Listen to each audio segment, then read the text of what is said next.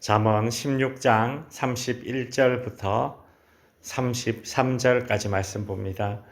백발은 영화의 면류관이라 공의로운 길에서 얻으리라.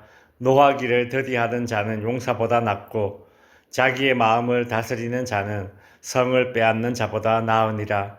제비는 사람이 뽑으나 모든 일을 작정하기는 여호와께 있느니라. 아멘. 젊음의 아름다움이 좋고 젊음의 활력이 좋고 젊음의 창의력이 좋습니다. 오늘날은 그 정도가 지나쳐서 소위 이 젊음을 우상화하는 시대가 되어버렸습니다. 젊음의 아름다움을 보고 젊음이 부러움의 대상이 되는 것은 어느 시대나 있었던 일입니다. 젊음이라는 것이 미의 기준이 될 수 있고 100번 양보해서 부러움의 대상, 미의 기준이 된다고 그렇게 할 수는 있겠지만 그렇다 하더라도 젊음이 선의 기준이 될 수는 없습니다. 많은 사람들이 젊음을 미의 기준으로 인정해주고 또 부러워했더니 오늘날은 젊음이 자신을 미의 기준이 아니라 선의 기준으로까지 그렇게 자리 잡으려 하는구나라는 그런 생각을 해보았습니다.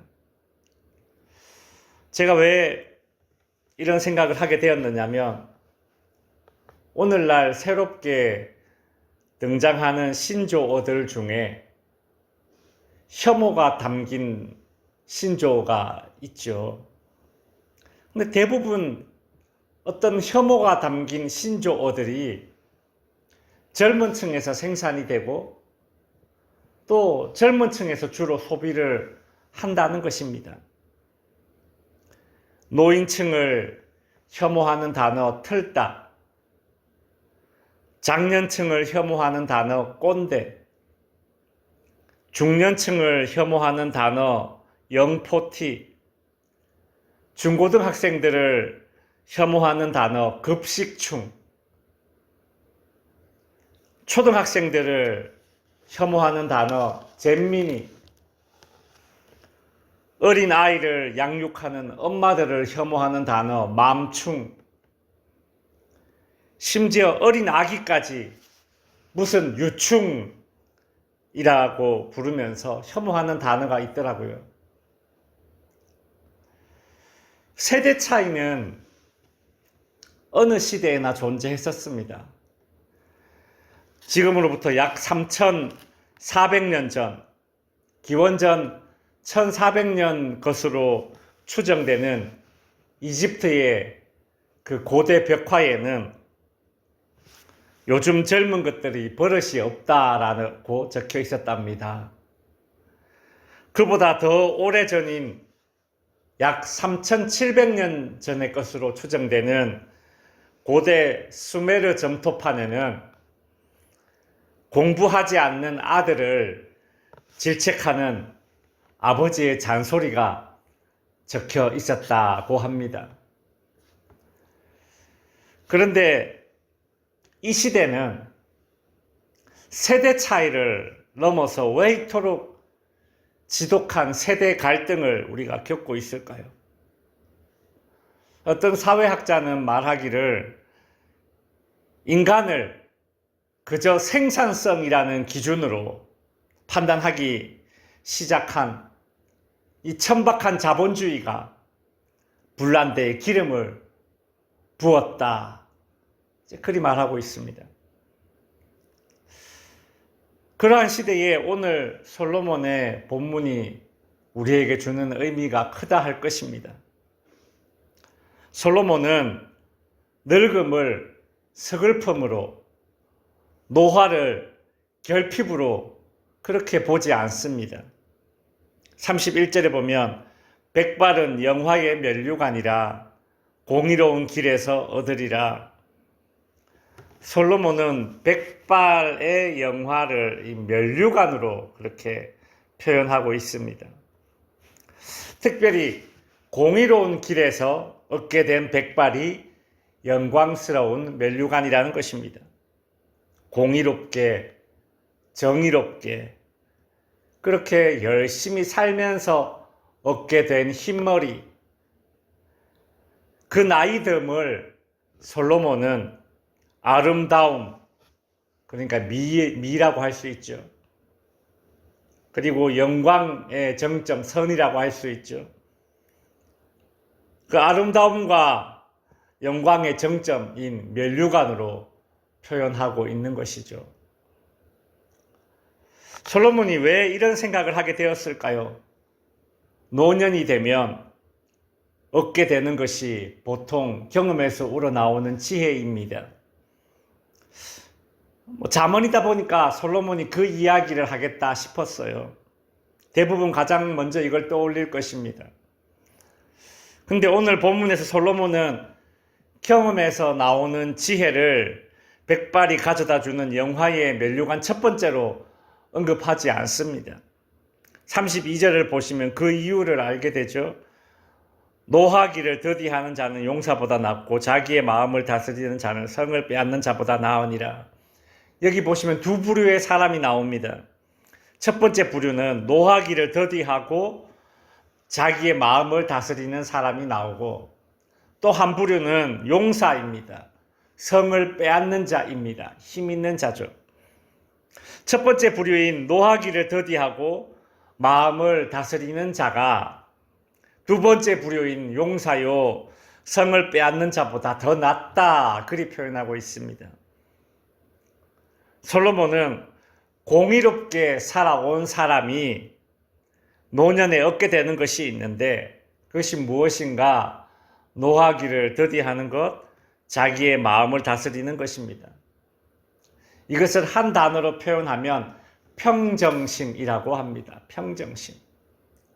솔로몬은 노년에 얻게 되는 것이 평정심이다, 지금 그렇게 말하면서 그 노년에 얻게 된 평정심이 젊은 시절에 얻게 되는 힘을 가지고 얻게 되는 용사라는 그 화려한 이름, 그리고 성을 빼앗는 자, 이런 것보다 더 낫다, 그리 표현하고 있습니다. 더 나아가 노년에 얻게 되는 것이 또 있습니다. 33절이죠. 제비는 사람이 뽑으나 모든 일을 작정하기는 여호와께 있느니라. 우리가 노년에 얻게 되는 것이 무엇인가? 첫 번째로 떠올렸던 그 삶에서 얻게 되는 경험, 이런 것들에 대한 관련된 말씀이라고 할 수 있습니다. 평정심과 더불어서 노년에 얻게 되는 것은 인생에 대한 조망입니다. 하나님을 모르는 노인들은 그저 하늘의 뜻이다 라고 말합니다.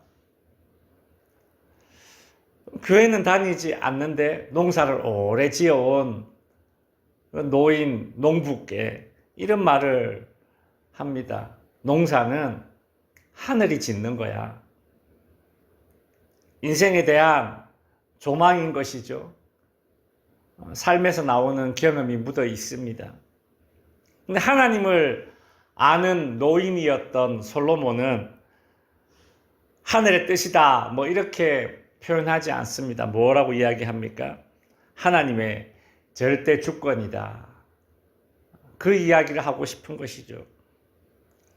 꿈이 있던 젊은 시절과 힘이 있던 장년 시절을 지나고 이제 꿈도 꺾이고 힘도 빠진 노년이 되고 나니 그제서야 더욱 선명하게 보이는 일과 인생을 향한 하나님의 절대 주권이 있더라는 것입니다. 그래서 노년이 되면 일희일비하지 않습니다. 이 또한 평정심이라고 할 수 있겠죠. 솔로몬은 이러한 평정심을 의로운 삶의 보상으로 백발을 얻게 된 노인들에 대해 예찬으로 그렇게 표현하고 있는 것입니다. 말씀을 마칩니다. 생로병사는 모든 인간이 걸어가는 길입니다.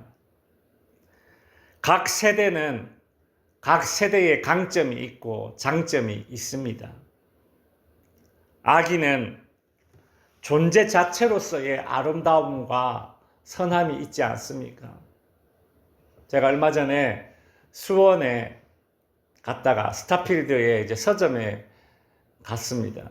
그 엘리베이터에서 유모차 2대를 봤는데 그 아기가 그 유모차에 타고 있었어요. 정말 오랜만에 그런 아주 어린 아기를 봤습니다. 얼마나 이쁘던지요. 진짜.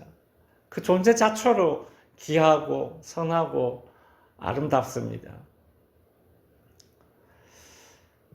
소년의 순수함이 있고요. 그리고 청년의 멋이 있고